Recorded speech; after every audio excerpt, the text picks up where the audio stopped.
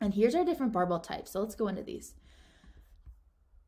Okay, let's go barbell. So first right here you have was what is called a power bar. So a power bar is quote unquote the normal bar that you normally see in a gym.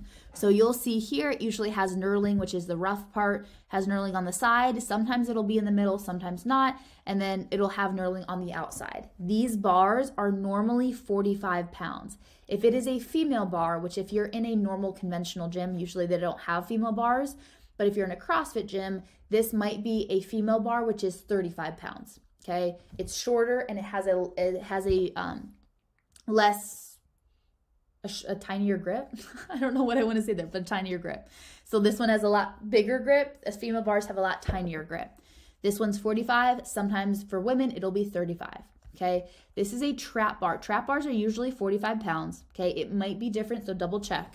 But this is where you have handles here and you put your body inside of it. So these barbells are usually in front of you. A trap bar, the weight is around you. Deadlift bar, this is different than a power bar. So a deadlift bar is longer and it has more whip to it. So this one bends very minimally, if any at all. This one has a lot more bend because you're deadlifting, pulling it up off the ground. You can tell a deadlift bar when it has absolutely zero knurling in the middle. So you'll see this one right here has a little bit of knurling. This one has zero knurling. It is, when you compare it, it is gonna look a lot longer too, but this one has a little bit of whip into it. If you deadlift with the power bar and then go to a deadlift bar, you notice a difference. Weight moves so much easier here comparatively to a stiff bar. Power bar is also called a stiff bar. Excuse me. Football bar, this is where your hands are in the middle and you can be more like this with it. Once again, these are 45 pounds and you can change your grip position. Cambered bar, this is where you put the weight here, okay? People utilize this for powerlifting training. This puts the weight lower, so it is a completely different distribution of weight on your body, okay? You will get into it right here, and that weight will sometimes even sway or definitely be lower than where your body's at. And then this is an Olympic bar. So Olympic bars look similar to these other two. An Olympic bar, though, spins. And so if I were to spin the outside of these right here, you'll see it spin. These two do not spin. The reason an Olympic bar spins is because when you're doing an Olympic movement like a clean and jerk or a snatch, you need more spin on the bar, okay?